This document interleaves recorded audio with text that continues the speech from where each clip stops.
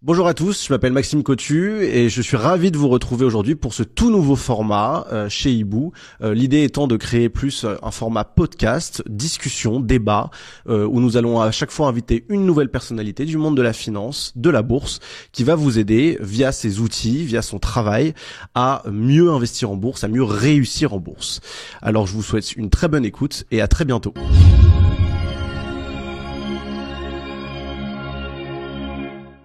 Bonjour à tous, on est ravis aujourd'hui de vous retrouver pour ce premier podcast.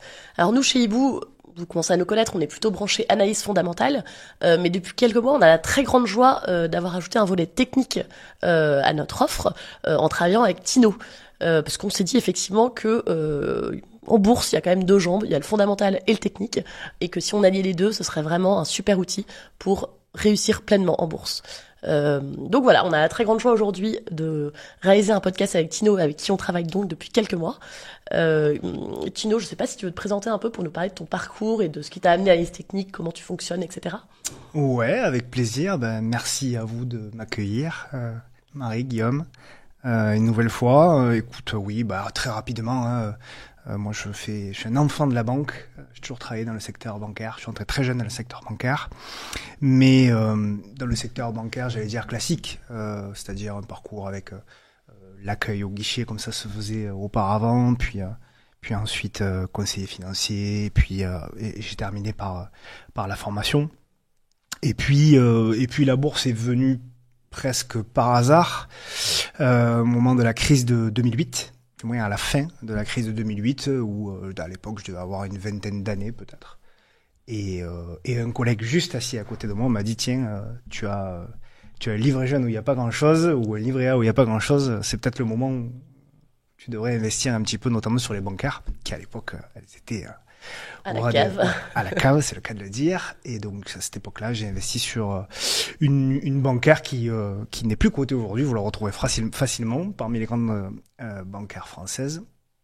Et ça m'a permis de faire largement grossir mon capital assez facilement pour le coup. Mais les problèmes sont arrivés ensuite puisque les premières années c'était vraiment un bas de cycle. J'avais chopé un bas de cycle. Donc tout montait. À l'époque, il suffisait d'acheter une action, de la revendre un mois plus tard, c'était pratiquement gagnant à tous les coups. Et ensuite, évidemment, les choses sont devenues beaucoup plus compliquées. Et c'est à partir de quand les problèmes ont commencé à arriver que j'ai commencé véritablement à m'intéresser à l'analyse technique et à m'intéresser à tout ce qui entoure l'analyse technique et la bourse au sens plus large. Et je m'y suis véritablement passionné. Voilà. Et comment t'as procédé? Parce que si je comprends bien, t'es complètement autodidacte. T'es arrivé, t'as acheté des actions qui étaient pas chères, tu les as revendues, ça a marché, c'était cool. Ouais. Et après, comment t'as commencé à te former en analyse technique? Seul, véritablement seul, avec des graphiques. Alors à l'époque, il y avait quelques graphiques sur des sites, je vais pas faire de pub, mais il y avait quelques sites qui faisaient un petit peu d'analyse technique. Donc c'est comme ça que j'ai commencé. Et puis au fur et à mesure, les choses ont évolué. De plus en plus de sites et de logiciels sont sortis sur l'analyse technique. Il y en a aujourd'hui des fabuleux qui sont accessibles en plus gratuitement maintenant. Et donc ça a permis de développer tout ça. Dans un premier temps, très longtemps, un apprentissage un peu éparpillé, sans véritable structure.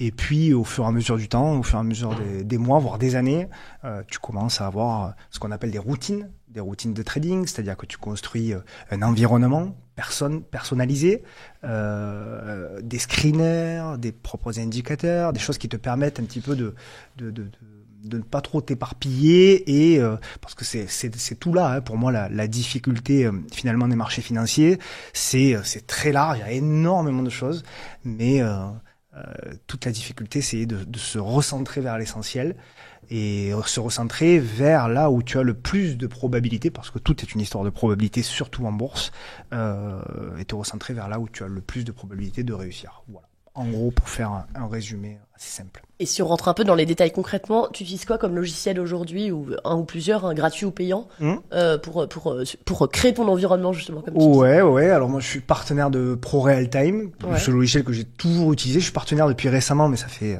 Ça fait pratiquement depuis le début que j'utilise PowerTime. C'est un logiciel qui est d'ailleurs gratuit, hein, qui est accessible, il n'y a pas de problème. Qui est un logiciel génial parce que, alors il peut paraître un peu complexe, hein, évidemment, au premier abord, hein, mais c'est un outil qui permet de coder soi-même. Donc j'ai appris aussi à coder moi-même mes indicateurs, mes screeners. Voilà, et au fur et à mesure. Et tu les codes donc au sein de ProRealTime. Absolument, ouais. Et quels sont les indicateurs que tu utilises le plus alors? Alors, c'est toujours la même chose.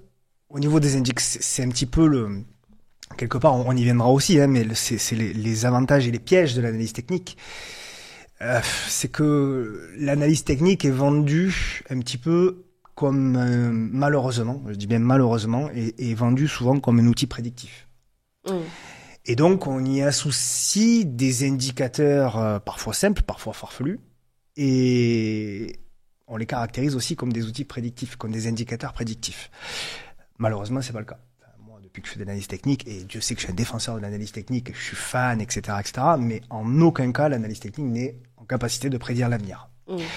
Alors, quelles sont l'utilité dans ce cas-là? C'est des probabilités? C'est une excellente question. Oui, alors, il y en a plein, mais si je devais en dégager quelques-unes, la première, c'est que l'analyse technique va te permettre de déterminer quelle est la psychologie des investisseurs sur un titre que tu regardes. Est-ce que c'est une psychologie acheteuse? Est-ce que c'est une psychologie vendeuse? Ou est-ce que il y a plutôt un consensus, ce qu'on appelle des ranges, finalement, qui peuvent être avec des unités de temps plus petites ou plus grandes. Mais tu vas avoir, par exemple, tu vas prendre un titre comme Apple ou Amazon, toutes les GAFAM, tu regardes, tu vois, même à long terme, que la psychologie est méga acheteuse parce que tu as des trains de dossiers. Et donc ça, tu vois ça, l'évolution du cours, le nombre de titres échangés, quels sont les indicateurs que tu prends? La direction des prix. La direction des prix, ok. Voilà, donc ça, on peut le dire à l'œil nu assez facilement. Oui. Ouais, Okay. ouais. D'ailleurs, les puristes de l'analyse technique utilisent très très peu d'indicateurs, très très peu. Pour moi, l'essentiel, c'est le prix, évidemment, le mouvement du prix, la directionnalité du prix, et ensuite la volatilité. On peut y ajouter également les volumes, qui ont de l'importance, même s'ils sont souvent très mal utilisés. On pourra en dire deux mots un petit peu plus tard si tu veux, si vous voulez, mais globalement, oui, ce qui compte le plus, c'est ça. Alors le prix, on est d'accord que c'est relatif quand même, donc pour une action.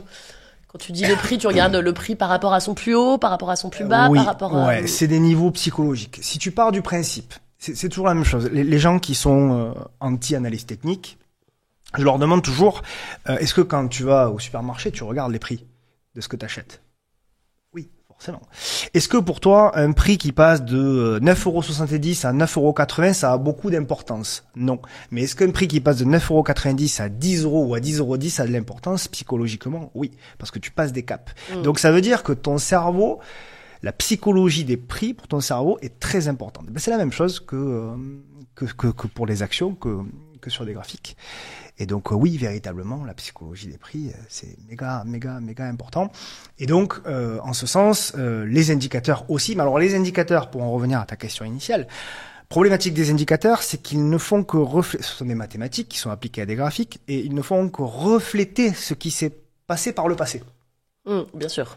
Évidemment, des moyennes mobiles, des Ishimoku, tous les indicateurs techniques. Donc pour moi, attention, les indicateurs techniques, oui, mais il faut que ce soit simple, très simple, et surtout, il faut pas démultiplier les indicateurs qui veulent dire la même chose.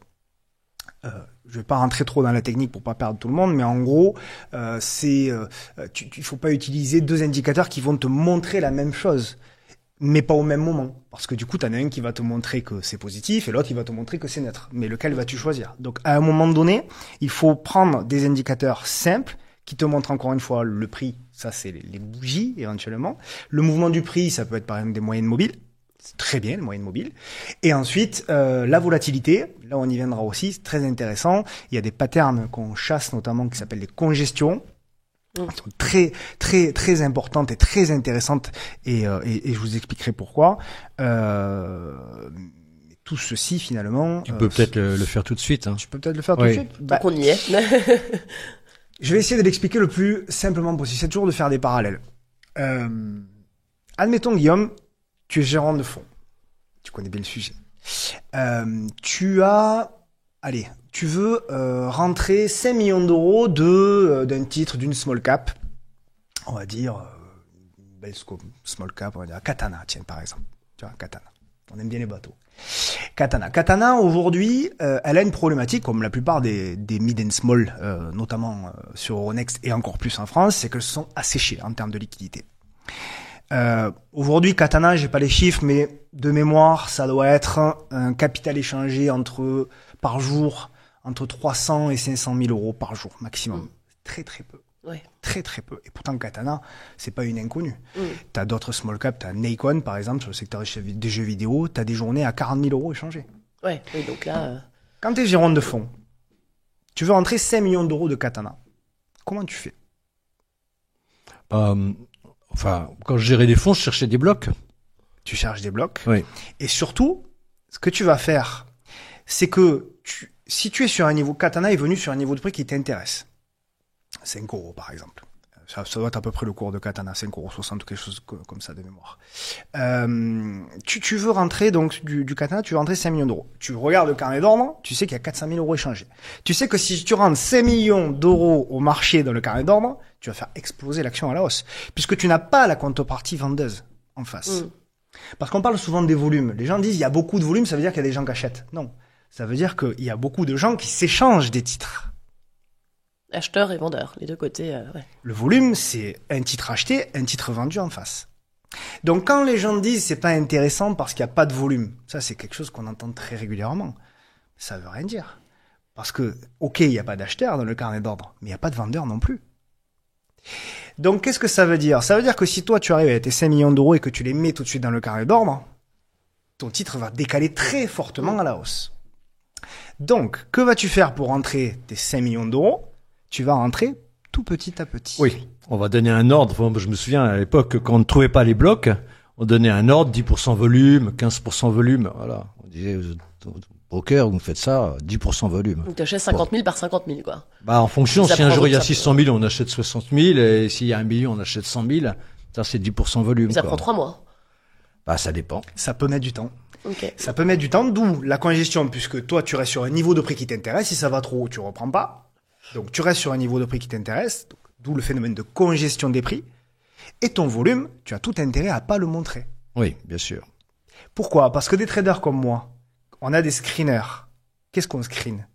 Les arrivées fortes de volume. Donc, si on voit des arrivées fortes de volume, on va avoir tendance à rentrer. Bien sûr. Par contre, là où c'est intéressant, c'est que toi, tu vas rentrer du Katana pendant, par exemple, 1 mois, dans un niveau de prix de 5 euros. Il va te rester 10% de tes 5 millions d'euros. Les derniers jours, qu'est-ce que tu vas faire? Tu vas accélérer ton volume pour attirer justement du monde. Et c'est là où toi, tu vas faire décaler, tu vas faire le premier soubresaut de Tu tes vas cours. passer de 10 à 20, 30% des Voilà, volumes journaliers tu vas appuyer fort, tu vas faire entrer du volume en disant je suis acheteur fort.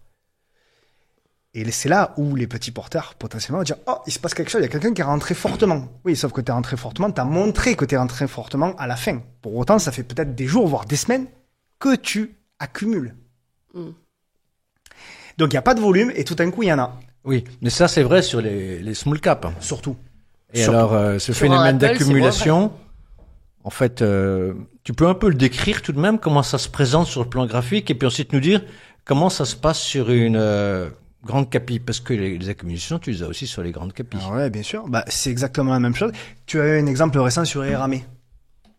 Eramé, si vous regardez le graphique d'Eramé, on en a parlé d'ailleurs il y a quelques semaines avant justement qu'elle. Bon, alors généralement tu as une news qui déclenche, tu as toujours un prétexte. Évidemment, il faut toujours un prétexte fondamental.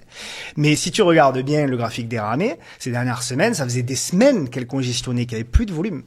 Et à un moment donné, il y a une Mais news. congestionner, c'est que plus de volume. Non, ce que Non. tu as fait un geste là Oui, qui décrivait, tu peux absolument. l'expliquer oralement pour ceux qui Alors, écoutent, la qui t'écoutent et qui ne ouais. voient pas. Tu as la congestion n'a rien à voir avec le volume pour le coup, mais elle s'accompagne souvent d'une réduction forte des volumes. La congestion, c'est juste que au lieu d'avoir des écarts de prix, par exemple de 30% entre les plus hauts et les plus bas récents, tu vas avoir un écart de 5%, 10%. Ouais. Bien inférieur à ce que c'est. Et quand tu dis récent, c'est quoi? Tu prends sur une semaine, un mois Ça dépend de l'unité de temps que ouais. tu regardes. Ok. Tu peux avoir des graphiques comme Eramé où c'est plusieurs semaines, voire plusieurs mois, et tu peux avoir des graphiques. Les traders court terme, les congestions, ils les recherchent sur quelques heures. Oui. Mais eux, c'est des petits mouvements. Ils vont viser des petits mouvements. Sur Eramé, c'était plusieurs semaines et derrière, elle a pris 30 ou 40% en quelques jours. Et souvent, ce qui est intéressant, c'est quand tu as ces congestions, elles s'accompagnent d'une baisse forte, d'une chute forte des volumes. Parce que ça veut dire quoi? Ça veut dire qu'il n'y a pas d'acheteur dans le carnet d'ordre. Ça veut dire qu'il n'y a pas de vendeur non plus. C'est une congestion. Alors, parce que tu peux dire c'est une congestion à la hausse ou une congestion à la baisse. Par exemple, un titre comme Société Générale qui vient de, je sais pas moi, qui a valu jusqu'à 50 €, il tombe à 20 par exemple. Et puis là, il va pendant plusieurs semaines rester entre 18 et 20, tac, tac, tac, et là tu le surveilles. Exactement. Mais ça peut être aussi l'inverse, un titre comme le BNP qui valait 25, qui aujourd'hui est à 67. Bon, alors à 67, là, il congestionne parce que ça fait quelque temps, il est entre 67 et 69. Et donc là, sur la BNP, t'attends une sortie par le haut et par le bas, et sur Société Générale aussi, par le haut ou par le bas. Qu'est-ce que il n'est, à ma connaissance, impossible de déterminer le sens. Et c'est là où la plupart des gens vont dire, mais dans ce cas-là, si tu peux pas déterminer le sens en avance, aucun intérêt. Mais si, il y a un intérêt. Parce que l'intérêt, c'est le ratio gain-risque. Quand tu as une congestion très importante, tu ne sais pas si ça va sortir par le haut ou par le bas par avance. Par contre, ce que tu sais, c'est que quand ça va sortir par le haut ou par le bas, tu vas avoir un mouvement très puissant, très fort. Donc, tu sais que tu peux invalider très court, très vite. Si ça casse par le bas, tu peux sortir rapidement avec une perte relativement faible. Et si ça part dans le bon sens, tu vas avoir un gain qui va être beaucoup plus important que la perte potentielle que tu aurais pu avoir. Oui, ça c'est du trading. Et c'est très très bien. Je veux dire, il y a pas c'est pas un jugement de valeur. Mais oui. Ce que je veux dire, quand tu es un analyste, quand tu es un investisseur fondamental, ce que nous sommes chez Hibou. Ouais. Et chez Hibou, bon, notre travail c'est de trouver le pricing, mais on avait besoin de trouver le timing. C'est pour ça qu'on a été chercher un des meilleurs. Voilà, Le meilleur. analyse Le technique, meilleur. et on t'a trouvé. Et bon, alors quand on en voit une congestion, on se dit, on compare avec l'analyse fondamentale. Et dans le cas de la Société Générale, par exemple, si on est dans les 20, on pense que ça vaut beaucoup plus cher. Donc on cherche plutôt on se dit plutôt, si on sort, c'est par le haut. Et sur la BNP, où on est à 67, 69, on ne sait pas du tout où on va sortir à l'inverse, parce qu'on peut sortir par le haut ou par le bas. Mm-hmm. Et donc, voilà, est-ce que on peut utiliser ça dans une vision long terme, les congestions? Oui, bien sûr, bien sûr. Bien sûr, quand tu es sur des niveaux de support, par exemple, alors on rentre vraiment véritablement dans la technique. Mais en gros, pour faire simple, si on part du principe qu'un cours de bourse évolue entre des bornes hautes et des bornes basses, qui peuvent être, on va dire, plates, dans un range, mais qui peuvent être également haussières, voire même baissières.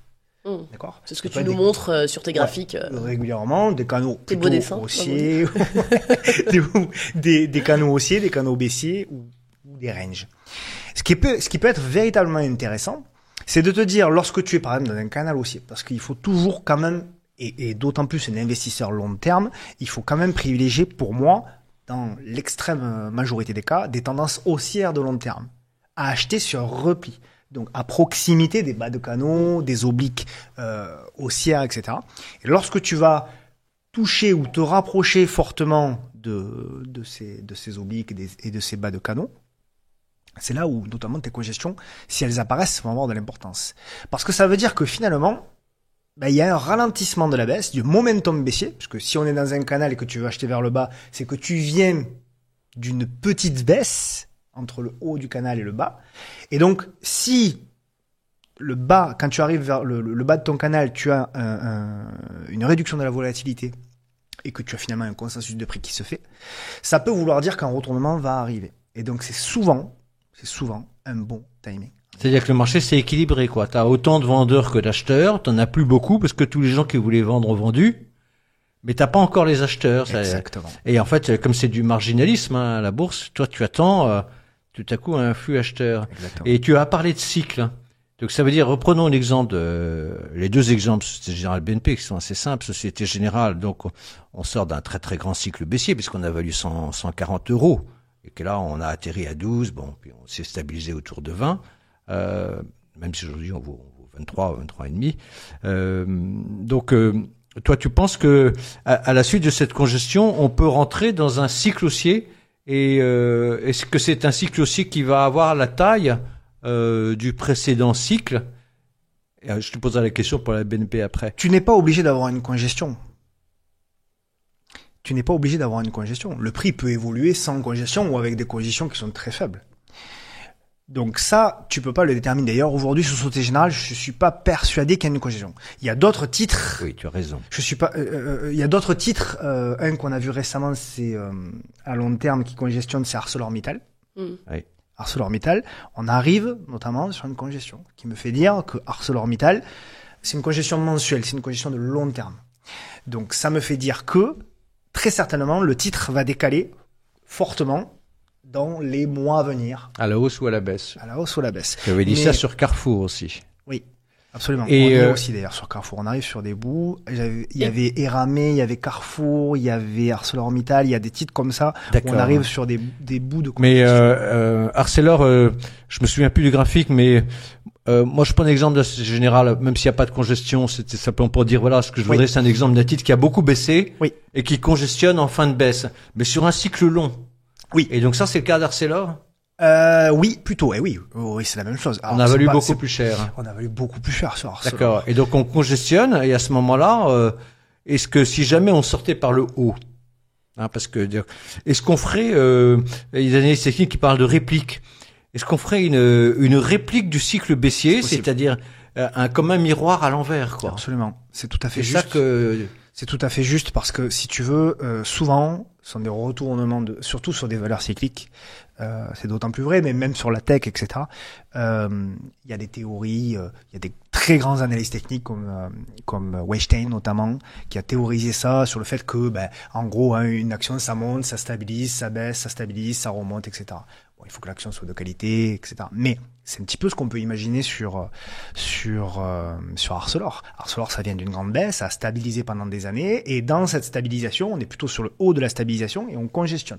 Et le prix est en train de se refermer et les volumes sont en train de baisser. Oui, c'est très intéressant parce que tu vois, j'étais en train ces derniers jours de regarder Arcelor sur le plan d'analyse fondamentale. C'est intéressant fondamentalement. Et alors le propre de Hibou, si tu veux, c'est qu'on prend un peu de recul. C'est-à-dire qu'on se dit pas qu'est-ce qui va se passer dans 3 mois. On dit qu'est-ce qui s'est passé depuis plusieurs années, pour le mouvement stratégique, etc. Et qu'est-ce qu'on trouve sur Arcelor? Oui, on voit qu'il se passe quelque chose depuis plusieurs années. Voilà. Oui, tout à fait. Et donc ça rejoint exactement, c'est comme s'il y avait une zone de congestion qui se mettait en place. Voilà, c'est très intéressant. Et c'est encore plus intéressant, tu viens de le préciser, lorsque tu as l'analyse fondamentale qui vient s'y mêler. Parce que c'est ça véritablement. De toute façon, tout est une histoire de probabilité. Plus tu vas accumuler des probabilités, plus tu vas avoir de chances de réussir. Ouais. Ta congestion, c'est très bien. Effectivement, moi je suis fan de l'analyse technique, je vais pas dire que c'est pas bien, mais ta congestion, il faut qu'elle arrive à un moment précis aussi fondamentalement pour le titre. Oui, complètement. Ça va te donner de l'intérêt. Tu as un titre qu'on connaît bien tous ensemble, c'est Vallourec. Vallourec, pareil, c'est un titre qui était très baissier, hyper méga baissier, qui a fini par se stabiliser pendant des semaines, voire des mois, et puis qui a fini par congestionner, et la congestion, elle a cassé par le haut, et derrière, on a eu, 70% de hausse. Et comment tu lui expliques cette violence du mouvement à la hausse ou à la basse, une fois que la congestion se casse? Parce que tu n'as pas de volume dans le carnet d'ordre. Et donc, dès qu'il y a un volume, les gens changer, rappliquent, dès qu'il y a une news qui va faire que tout à coup, des fonds vont rentrer, des particuliers, mais en général, c'est plutôt des fonds qui rentrent de manière forte sur le titre, il n'y a pas de contrepartie vendeuse. Les vendeurs, ils sont plus là. Ils vont pas rentrer maintenant qu'il y a une bonne news, les vendeurs. Oui. Et puis alors, il y a un phénomène tout de même dans les cycles baissiers, c'est que au début, les gens vendent parce qu'ils sont un peu déçus ou parce qu'ils avaient beaucoup monté. Et puis, plus ça baisse, plus les gens vendent. Et puis à la fin, par les gestionnaires de fonds, il leur reste des queues de ligne dans leur portefeuille, puis ils s'en débarrassent. Donc à ce moment-là, on peut faire vraiment des points bas, puis tout le monde est découragé, etc. Et donc là, il n'y a plus personne. Effectivement, le terrain est prêt pour que ça reparte. Mais donc ça veut dire que tu as tout de même ces espèces de cycles haussiers et baissiers. Oui. Voilà. Et donc il n'y a pas que les congestions que tu regardes. Les congestions, c'est pour toi des fins de cycle haussier ou des fins de cycle baissier. Oui, c'est souvent des points de retournement. Mais comment est-ce que tu caractériserais ces cycles haussiers ou baissiers sur le plan technique en bourse? Est-ce qu'ils varient d'une action à une autre, d'un marché à un autre? Est-ce qu'ils ont des longueurs plus ou moins importantes? Alors, par exemple, on parlait beaucoup des vagues d'Elliott. Je sais pas si tu vois de quoi il s'agit. Les fameuses 5 vagues, etc. Qu'est-ce que tu penses de tout ça? Alors, moi je pense que le marché évolue en structure, surtout. Alors, on va vraiment rentrer dans la technique pour le coup. On est là pour ça. Je pense que le marché évolue en tendance. Oui, il y a éventuellement la loi de Dow qui est des plus hauts, de plus en plus bas, des plus hauts de plus en plus hauts, et des plus bas de plus en plus hauts également, qui définissent une tendance haussière. Moi, c'est une théorie que j'aime pas trop, parce que dans une tendance haussière, tu verras que souvent on casse des plus bas récents. Et pourtant, ton titre continue de monter. Donc, qu'est-ce que tu veux dire par là? Je veux dire par là que... Dans une tendance haussière, on peut avoir des replis. Tu peux avoir des replis qui cassent des plus bas récents. Et qui n'interrompent pas une tendance haussière. Ça, c'est passionnant. Parce que justement, le néophyte, tu vois, que nous sommes, Marie et moi, enfin, en tout cas, moi, j'aurais imaginé que si on cassait les plus bas, on cassait la tendance haussière, non? Ouais, mais non. D'accord. Et souvent, dans une tendance haussière forte, ça repart derrière. Et je dirais même que souvent, moi, j'ai des stratégies où, dans des grandes tendances haussières, quand tu casses les plus bas récents, c'est souvent des points d'entrée. Parce que c'est des prises de liquidité pour le marché. Et les prises de liquidité vont faire que le titre va repartir. C'est souvent des moments où les volumes arrivent. Et tu sais, c'est pareil. Encore une fois, dans les cassures de congestion, souvent on dit... la plupart des traders vont dire quand il y a du volume, il faut y aller. Quand il y a du volume, ça veut dire que le titre a de l'intérêt, il faut y aller. Tu prends un graphique de n'importe quelle action, tu mets les volumes en données journalières. Tu vas t'apercevoir que tous les points hauts, c'est des points où il y a eu beaucoup de volume. La plupart des points hauts, des pics, c'est là où tu as eu le plus de volume, la plupart du temps. Parce que c'est là où justement les fonds, généralement, sortent. Et c'est là où, malheureusement, souvent, les particuliers rentrent. Parce qu'ils sont pris par le FOMO, FOMO, Fear of Missing Out. Ça veut dire qu'ils sont pris par l'envie d'acheter. Et donc, du coup, c'est là où, finalement, ils se font mal. Donc, finalement, les traders disent la plupart des traders, comme tu le disais, disent une bêtise quand on... Oui, c'est une bêtise. Pour moi, c'est une bêtise, oui. Okay. Pour moi, c'est souvent en fin de cycle que tu as les gros volumes. Là où c'est très intéressant, pour moi, là où tu optimises le ratio. C'est quand il n'y a plus de volume. Hein. Tu reviens à la congestion. Mais pour revenir à cette question de cycle. Oui.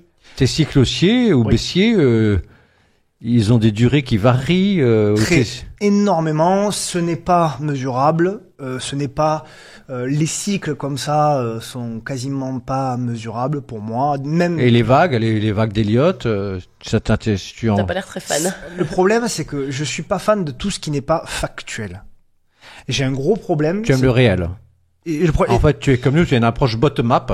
Oui. Tu regardes le réel et à partir du réel, tu construis tes positions. Oui, à la base, je suis un matheux, j'ai fait des études de mathématiques, donc j'aime avoir du concret. Des chiffres qui confirment. Oui, et j'ai un gros problème, c'est que j'ai pas la psychologie d'un trader. C'est quoi la psychologie d'un trader? C'est quelqu'un qui est capable de tenir ses positions, capable de biais, capable de... Moi, alors, c'est tout le contraire. J'ai des biais de partout, c'est très compliqué pour moi, et ça a toujours été. Ça s'améliore, progresse en vieillissant, mais par contre j'ai toujours des biais, donc je suis obligé de cadrer mes biais dans quelque chose de factuel. Donc ça veut dire que c'est pour ça que je code, c'est pour ça que je fais des screeners, c'est pour ça que le soir je ne regarde pas toutes les actions, je regarde les actions que mes screeners me donnent. Et après je prends mes décisions, mais je sais que je suis déjà à l'intérieur d'un cadre. Oui. Voilà. Je reviens à ma question parce que pour moi j'ai pas compris. Mais ta il faut réponse. que tu insistes. Voilà. Je veux dire. Ce qui est intéressant pour l'investisseur long terme, c'est quand on sort d'un grand cycle baissier, et parce qu'il croit à l'action, qu'il pense qu'on va rentrer dans un grand cycle haussier. Voilà. Et donc, c'est pour ça que je t'avais posé la question sur les répliques, et c'est pour ça que je te pose la question maintenant. Est-ce que tu peux déterminer à partir d'une congestion quand on rentre dans un grand cycle haussier ou pas? C'est-à-dire quand on va pouvoir... acheter la tendance longue, quitte à faire des allers-retours dans la tendance. En admettant que les cycles soient, vous connaissez mon goût pour les vagues et la mer, en admettant que les cycles soient représentés par des vagues, que les cycles haussiers soient représentés par des vagues qui montent et des vagues qui s'échouent. La seule chose que tu peux faire, c'est de voir quand une vague démarre. Tu n'es pas dans la capacité de savoir quand est-ce qu'elle va s'arrêter. Tu sais pas quand ça va être une grande marée ou une petite marée. C'est impossible de le savoir. Tu peux le maximiser avec le fondamental. Quand tu as un game changer sur une action qui fondamentalement est décotée, tu peux espérer que du coup, tu as l'exemple encore on en a parlé tout à l'heure de SO récemment, où il s'est passé une news qui a fait que tout à coup, donc là tu peux espérer une vague un peu plus longue, ou au moins une performance bien supérieur, mais c'est tout. Parce que alignement des indicateurs fondamental et technique. Donc en fait, l'analyse technique, elle donne des moments d'entrée, Mais ce que tu es en train de nous dire, c'est qu'elle nous donne pas des moments de sortie. Si.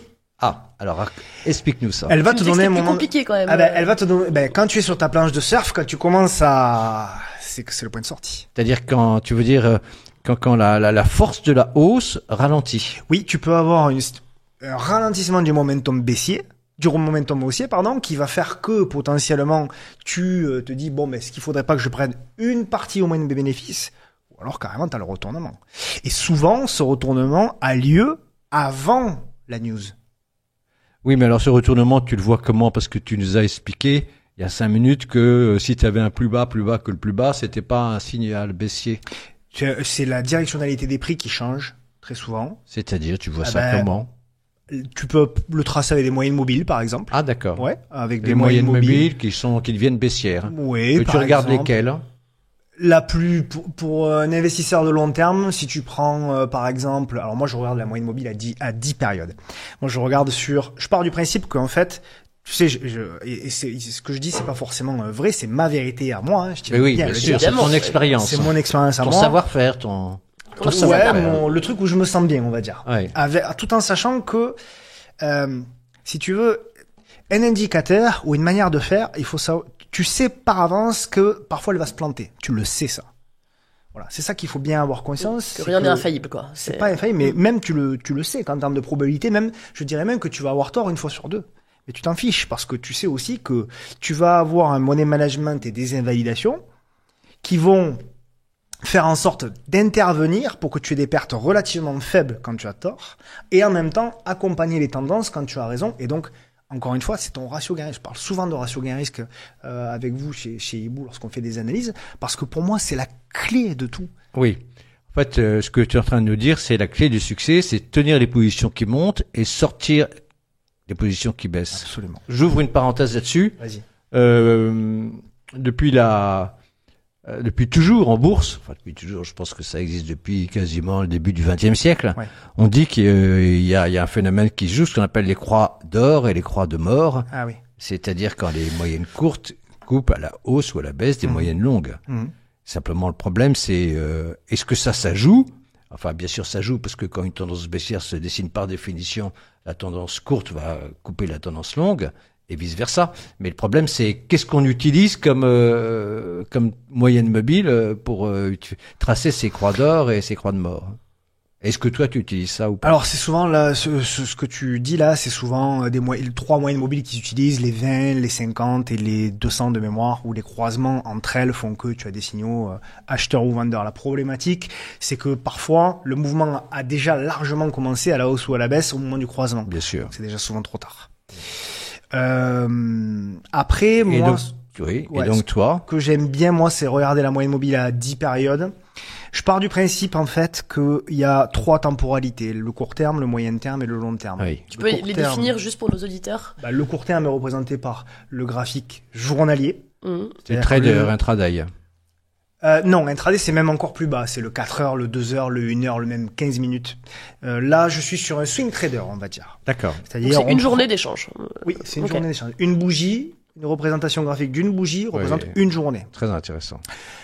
Chez Hibou, les graphiques qu'on utilise et les analyses que je vous ai procurées, on n'a jamais, je crois, fait le Non. daily. Parce que Tu fais l'hebdomadaire ou le mensuel. hebdomadaire ou mensuel. Oui. L'hebdomadaire représentant donc l'unité de temps moyen terme pour moi, qui... Mais attends, court terme, tu utilises la bougie quotidienne. Oui.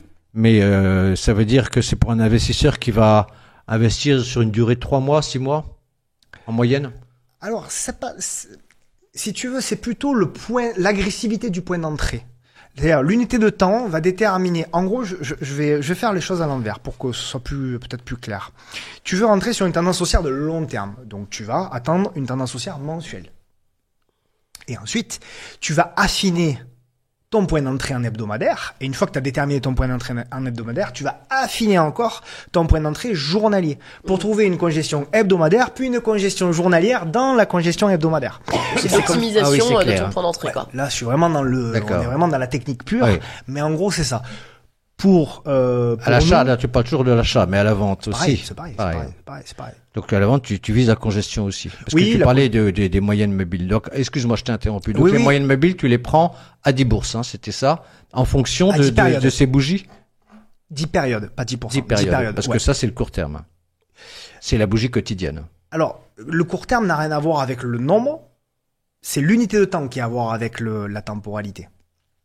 Si tu veux, une moyenne mobile à 20 jours, c'est plus court terme qu'une moyenne mobile à 10 mois. Bien sûr. D'accord? Donc en fait, ce qui compte, c'est l'horizon de temps que tu regardes. Voilà. Et donc voilà, donc moi, effectivement, tu vois, par exemple, lorsque tu as un titre, on pourra montrer des graphiques, notamment. Tu as une moyenne mobile, par exemple, à 10 mois qui est haussière. Tu as les cours qui évoluent plus ou moins au-dessus de cette moyenne mobile pendant des mois, en l'occurrence, puisque on est sur un graphique mensuel. Et lorsque tu vas avoir potentiellement un aplatissement de cette moyenne mobile et une congestion, ça veut dire qu'attention, tu peux avoir un retournement qui va s'effectuer. Ça, c'est pour la vente. Mais tu as le même phénomène à l'achat. Et tu regardes la plupart des graphiques dont on a parlé. L'aplatissement, la baisse de la vitesse, quoi.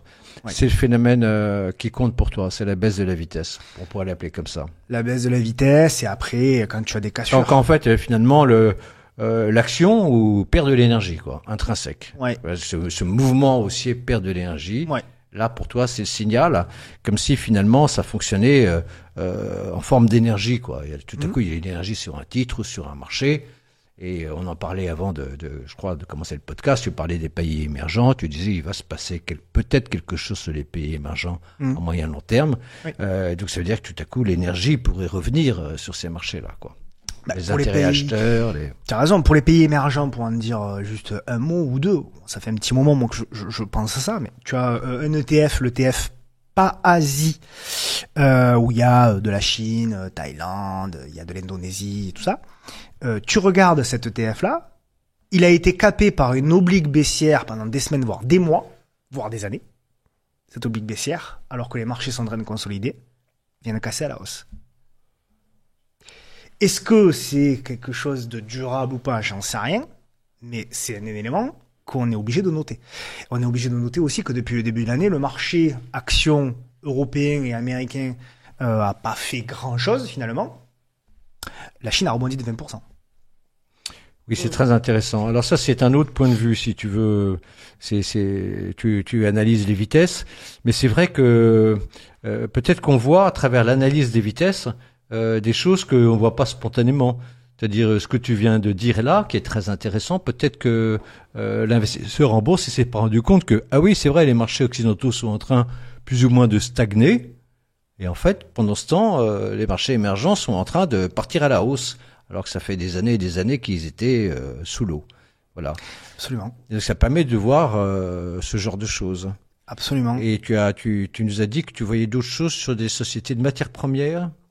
Oui. Quand tu as parlé des Eramet, Arcelor, etc. Il y a les pétrolières, je sais pas, il y a Bien sûr. peut-être des choses qui se passent. Bien sûr, tu as, après tu as eu les métaux précieux aussi. Hein. Tu as l'or évidemment. L'argent aussi, tu nous en parlais. la dernière fois. Et l'argent qui peut-être n'a pas fini. Mm. Et l'argent est peut-être plus intéressant encore pour les pays émergents que l'or.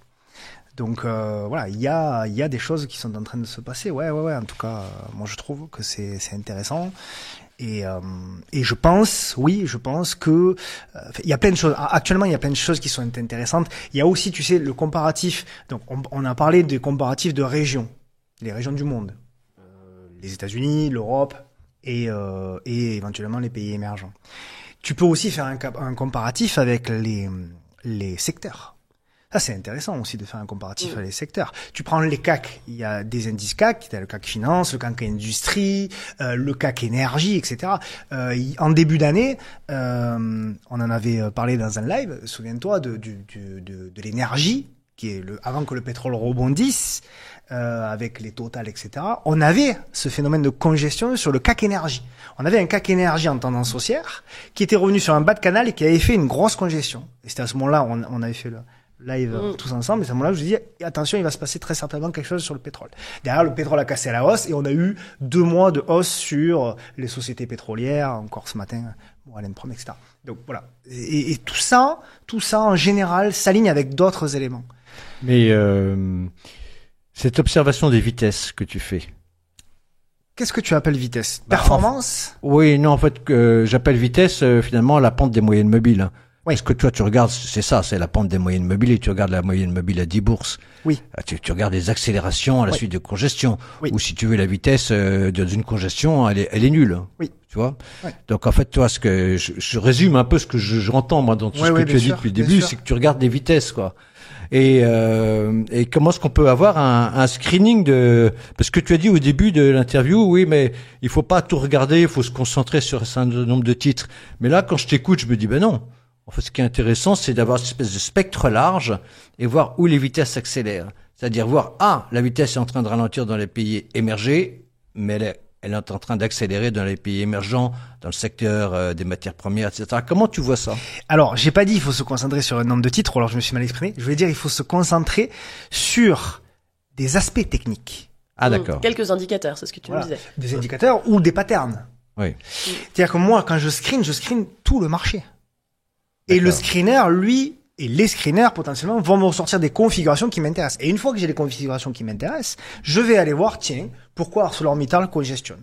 Est-ce que véritablement c'est une congestion, qui n'a pas forcément du sens, ou est-ce qu'elle peut en avoir? Fondamentalement, géopolitiquement, etc., etc., etc. Et ensuite, tu grattes. Et ensuite, tu vas chercher plus loin des probabilités supérieures. Et si toutes tes planètes s'alignent, et que Guillaume Rouvier te dit oui, c'est intéressant fondamentalement, ou Marie te dit oui, et là, à ce moment-là, on y va.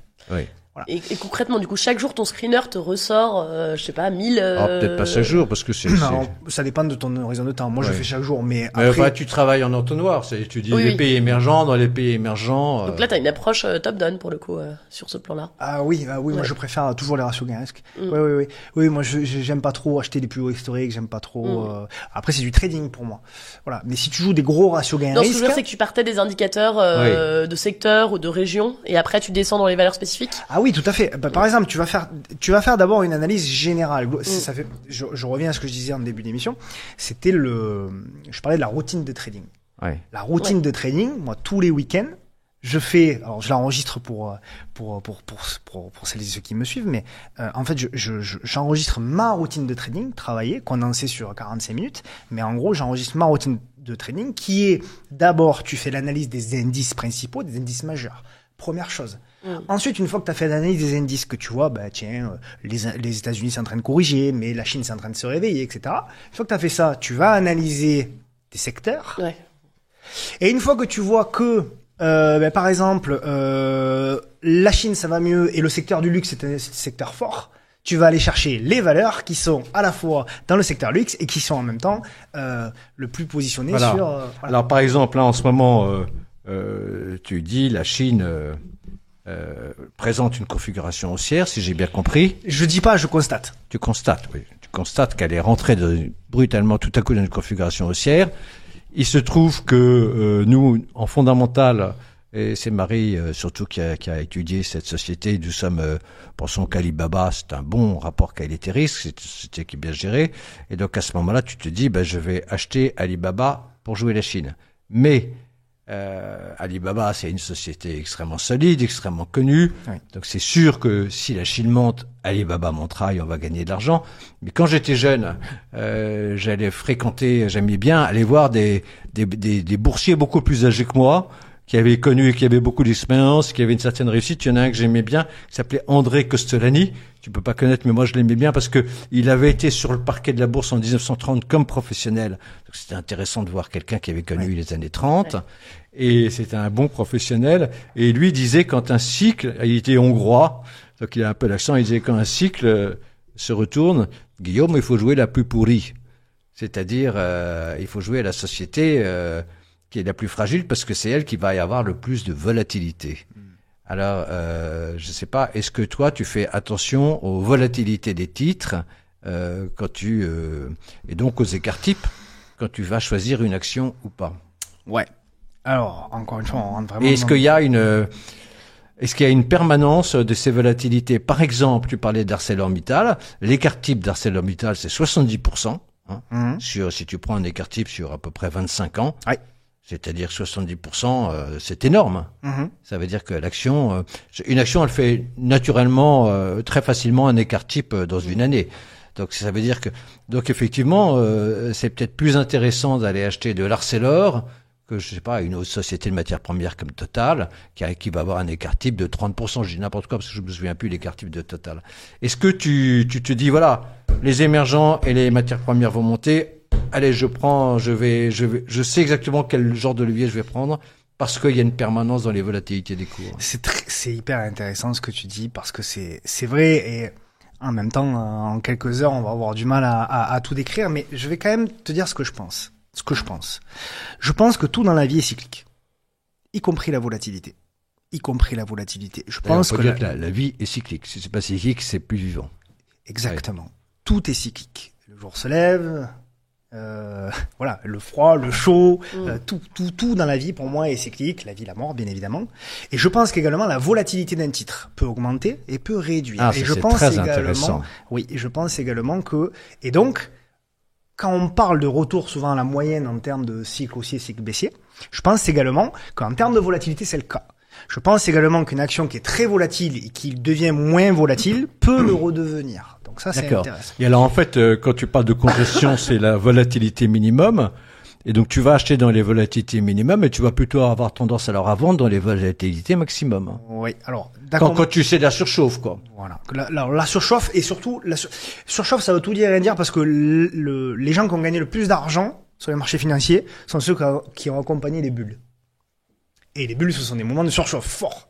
Pour autant, c'est là où tu gagnes le plus d'argent. Ouais. Ceux qui en ont perdu le plus, c'est ceux qui ont renforcé une fois que la bulle a éclaté. Ouais, là, tu parles des traders. Parce que celui qui a gagné le plus d'argent en bourse, bon, les grands gestionnaires, c'est des investisseurs long terme, comme Warren Buffett. Oui, bien sûr.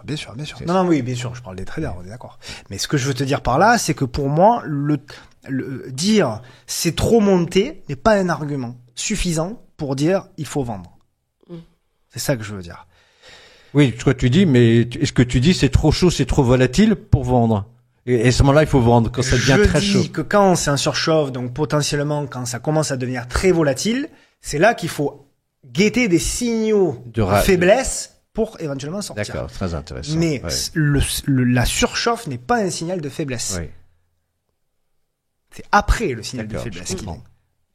Oui, si c'est parfaitement clair. Donc, et d'autant plus dans un marché comme celui. Mais alors, je reviens à ma question. Est-ce que quand tu dis, voilà, aujourd'hui il faut acheter les émergents, s'il faut acheter les émergents, autant acheter ceux sur lesquels il y a le plus de levier. Alors, donc ceux qui ont le plus de volatilité, même si cette volatilité varie dans le temps, il y a tout de même des titres qui présentent des caractéristiques de volatilité plus fortes que d'autres. Complètement. Moi, j'ai grosso modo, si tu veux, j'évalue la volatilité que j'ai appliquée, que j'ai appelée amplitude directionnelle, c'est-à-dire en gros entre le moment où, du moment où un mouvement se produit, que ce soit à la hausse ou à la baisse, quel est en moyenne l'écart que fait l'action en moyenne sur un écart historique. Ça, je pense que ça doit recouper un peu d'ailleurs avec la droite de régression, etc. par rapport aux écarts types. Et donc en effet, tu as raison. Typiquement, une action comme Air Liquide, c'est une des plus belles actions françaises, on est d'accord. Mais moi, c'est une action qui ne m'intéresse pas. Bah oui, il y a que 10% d'écart type. Il n'y a pas assez de volatilité. Un tiers de l'écart type de la bourse. Pas assez de volatilité pour moi. Pas 2,5 fois moins, oui. Alors que d'autres actions, tu vas avoir notamment les actions, pas toutes, mais notamment le secteur des semi-conducteurs, par exemple. C'est des actions qui sont hyper volatiles, qui ont des amplitudes directionnelles très fortes. Ça veut dire quoi? Ça veut dire que quand le marché s'aligne à la hausse, en général, quand on a des gros marchés haussiers, pas tout monte, mais presque. Eh bien, tu vas avoir plus de chances de faire de la performance sur un laps de temps sur des semi-conducteurs que sur Air Liquide. Bien sûr. Mais la contrepartie, bien évidemment, c'est à la baisse, c'est la même chose. Bien sûr. Et donc, effectivement, quand les marchés s'alignent et que tu as des signaux techniques positifs, effectivement, je vais rechercher, mais là, c'est presque en termes de trader, tu vois, je vais rechercher l'action, effectivement, les actions les plus volatiles. Oui. Et par exemple, dans les sociétés de matières premières, ça va être quoi pour toi? Ça va être une action comme Vallourec? par exemple, c'est pour ça Oui, qu'il était à l'achat sur Vallourec. Ouais, les pétrolières sont volatiles généralement et paradoxalement, une des moins volatiles, c'est Total Energy. Oui, bien sûr. C'est un producteur diversifié. Ouais. Et là où tu vas avoir énormément de volatilité, tu vas avoir voilà les mid and small pétrolières notamment. Tu vas avoir Moreland Prom, tu vas avoir Vallourec, tu vas avoir Esso, CGG, etc. Bon, elles ont toutes des caractéristiques très différentes. CGG est baissière, Vallourec est potentiellement en train de se retourner, Total Energy est une tendance haussière fabuleuse. Donc elles ont toutes des caractéristiques techniques différentes. Oui, alors et même en termes de volatilité. Oui. Ouais. Donc alors justement les cycles, tu dis oui, Total est sur un cycle haussier long terme. D'accord. Moi, j'ai connu Total sur un cycle qui était pas favorable pendant longtemps, mais il y a très très très longtemps. Elle s'appelait à l'époque CFP, Compagnie Française de Pétrole. Hein, et les Américains l'appelaient Cannot Find Petroleum. Voilà. Donc, pour te dire à quel point c'était un titre baissier. Donc, ça veut dire que les cycles long terme peuvent changer aussi. Bien sûr. Et alors, c'est vrai qu'en bourse, on est rentré au début des années 80 dans un grand cycle haussier. C'est-à-dire que quand j'ai commencé en bourse, ça n'intéressait personne, il n'y a que les tocards qui allaient en bourse. La bourse avait perdu 75% de sa valeur, bourse de Paris, 75% de sa valeur en francs constants. Et donc il n'y avait pas beaucoup d'argent. Bon voilà, c'était vraiment. Et tout à coup, en 1981. Parce que tout à coup sont arrivés, enfin il y a eu une conjonction extraordinaire, il y a un alignement des planètes puisqu'il y a eu à la fois Deng Xiaoping en Chine, Reagan en Amérique, Thatcher en Angleterre et Jean-Paul II au Vatican qui a commencé. Hein, quand même. Oui, mais il n'a pas compté dans ce cycle qui a commencé à déboulonner le communisme et donc ça a ouvert le monde, quoi, ça a doublé les capacités de production du monde. Voilà. Avec l'arrivée de la Chine et les marchés. Et en même temps, la Chine vendant des produits très très bon marché, extraordinairement bon marché, parce qu'à l'époque on achetait, je sais pas moi, des magnétoscopes, des choses qu'on connaît plus aujourd'hui, mais un magnétoscope chinois, ça pouvait valoir 10 fois moins qu'un magnétoscope européen. Donc on entrait dans l'indice des prix, quelque chose qui faisait puissance 10 à la baisse, quoi, enfin fois 10 à la baisse, tu vois. Donc ça te cognait l'indice des prix à la baisse. Bon. Et donc, on a eu, simultanément, de la croissance sans inflation. Voilà. Et donc, on est rentré dans un immense cycle haussier en 1981 et nous sommes toujours dedans. Voilà. Je suis d'accord. Et donc, dans les cycles haussiers, buy on dips, dès que ça baisse, t'achètes. Voilà. Mais, est-ce qu'il peut pas y avoir, comme tu parlais, voilà, on est sur un grand cycle haussier sur Total, un grand cycle haussier sur les bourses. Est-ce qu'on peut avoir des changements rentrer dans un grand cycle baissier où il se passe rien, je sais pas. Est-ce que c'est des choses que tu peux voir dans l'analyse technique? Oui, bien sûr. Alors, et comment est-ce que tu le vois et tu le vois à travers quoi, ça? Ouais, juste pour revenir à ce que tu disais sur la Chine, il y a une chose qui a changé récemment. C'est que pendant 30 ans, le premier consommateur de produits chinois, c'était les pays occidentaux. Aujourd'hui, les premiers consommateurs de produits chinois, c'est les Chinois. On parlait de l'émergence des pays émergents dont tout le monde parle depuis 30 ans, depuis 20 ans, depuis 10 ans. Et on dit, mais pourquoi cette fois-ci ça changerait? C'est peut-être ça qui change. Qu'aujourd'hui, les premiers consommateurs, c'est eux. Et c'est très intéressant, bien sûr. Et ça change ça n'est que le début. Oui. Et ça change beaucoup de choses. Ensuite, concernant ce que tu me dis sur le fait qu'on puisse avoir un marché baissier, tout est bien évidemment possible. Non, bien sûr, mais je veux dire, mais est-ce que c'est, je sais pas si vous en avez un ou pas, le propos c'est, si on regarde les méga cycles, quoi, est-ce que tu les vois dans l'analyse technique? Parce que. Bien sûr. Mais comment tu vas voir un méga cycle dans l'analyse technique? Tu le vois avec la directionnalité des prix. Ah, c'est-à-dire tu vas faire une analyse non pas mensuelle, mais annuelle, par exemple? Non, mensuelle, c'est suffisant déjà. Largement. Mensuelle, c'est très bien. Parce que là, c'est des cycles de 40-50 ans, hein, dont je parle. Ouais, d'accord, ouais. Ok. Oui, non, mais même en mensuel, tu les verras. Hein. Tu les vois quand tu auras le CAC en mensuel. Le CAC, tu vas avoir depuis 1990, par exemple, tu as 30 ans quand même, quasiment. Donc, non, tu vas, même 35 ans, donc tu vas le voir. Tu vas le voir. Après, ce qui compte, je pense, c'est... je suis convaincu qu'en fait, de toute façon, tout est une histoire de flux. Et d'autant plus dans la période où nous vivons, tout est une histoire de flux. Ce qu'il faut faire, je pense, un investisseur doit aujourd'hui aller de plus en plus vers l'effet momentum. Et le top d'un investisseur, c'est de détecter le début d'un effet momentum et de pas l'anticiper. Il y a beaucoup d'argent qui a été perdu sur les marchés financiers en essayant d'anticiper les hausses. Tu peux avoir raison. Tu peux me dire, telle action, elle est sous-valorisée, sous-cotée. Très bien. Mais si tu as raison tout seul, ça sert à rien. Si personne ne veut l'acheter, ton action, tu vas avoir raison pendant 2 ans, pendant 3 ans tout seul. Par contre, si tu as raison et que tu as tout à coup un momentum qui arrive, des flux qui arrivent, là, par contre, c'est pas pareil. Tu vas voir que tu vas être largement... Oui, mais tu peux avoir un prix d'entrée différent. C'est-à-dire, Warren Buffett, c'est vrai qu'il attaque les titres quand personne n'en veut. Mais c'est ce qui lui permet d'avoir un prix d'entrée très bas. Et même s'il attend, il dit même, oui, parfois on entend 3 ans, 4 ans, 5 ans. Mais en fait, si le prix d'entrée est 40, 50%, 60%, 100% plus haut, tu vois ce que je veux dire? Oui. Ça dépend, c'est-à-dire qu'il y a un moment où on peut aussi utiliser les analyses techniques à partir des résistances, si l'analyse fondamentale est bonne, quoi. Oui, mais pour moi, de toute façon, et comment dirais-je, l'effet de mode des ETF aujourd'hui accentue les flux. Et donc pour moi, aujourd'hui, et je parle même pas des fonds short, etc., qui eux accélèrent encore les flux. Donc tu peux avoir une action qui est décotée, mais si elle est sous-représentée dans les ETF, et si des fonds sont short dessus, même si ton action est sous-valorisée, tu vas avoir du mal à te battre contre ça. Et le prix que tu as acheté pas cher, parce qu'elle est sous-valorisée, peut être encore moins cher demain. Et encore moins cher après-demain. Donc pour moi, tu auras tout intérêt à attendre un signal technique, qui souvent correspondra d'ailleurs avec un rachat de short, avec une news. Ça, tu peux pas utiliser les résistances. Parce que moi, Les supports, tu veux dire. Oui, excuse-moi, les supports. Oui. Les lignes supports. Oui. Quand tu as des très gros supports, et qu'un titre est très sous-valorisé, il y a un très bel avenir, c'est peut-être un endroit où tu peux acheter aussi. Moi, je pensais, par exemple, aux achats de Warren Buffett dans Wells Fargo, c'est un peu ce qu'il a fait, quoi. Et c'est vrai que à l'époque, les gens disaient, bah oui, pourquoi il achète Wells Fargo?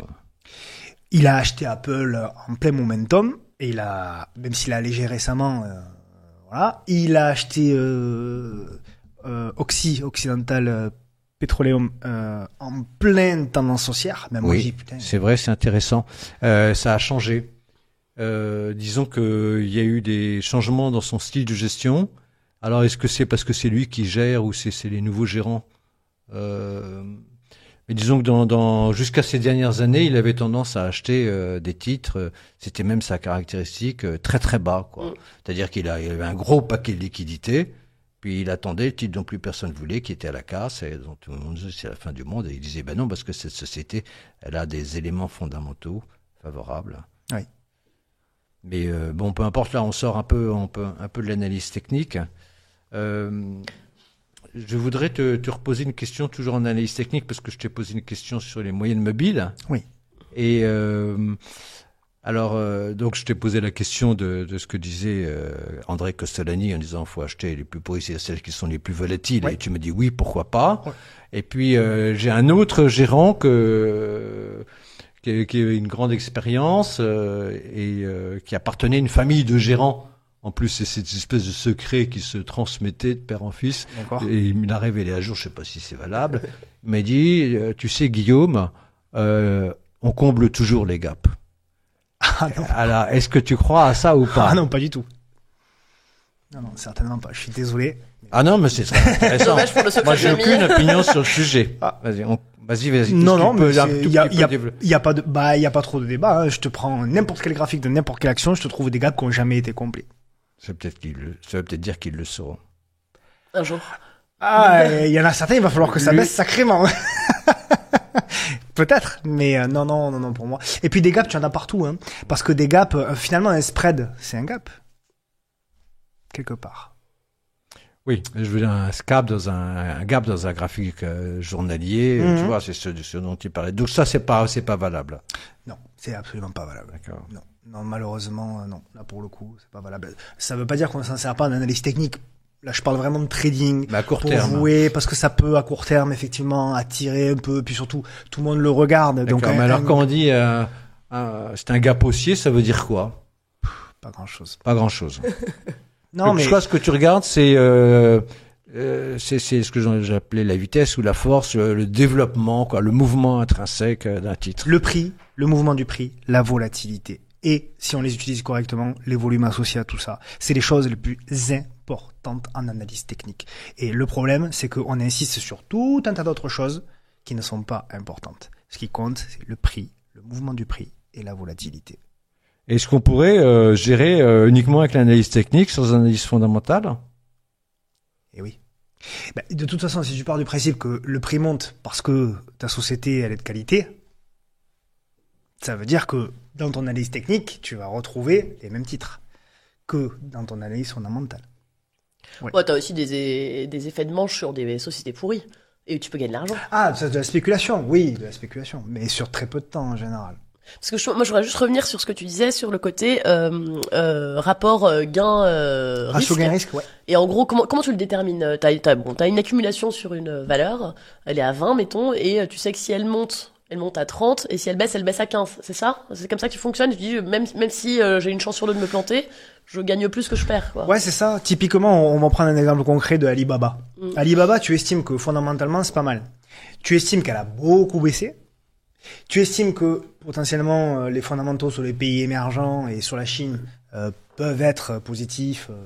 Tu peux te tromper, c'est pas encore une fois, personne ne détient la vérité. On fait des probabilités.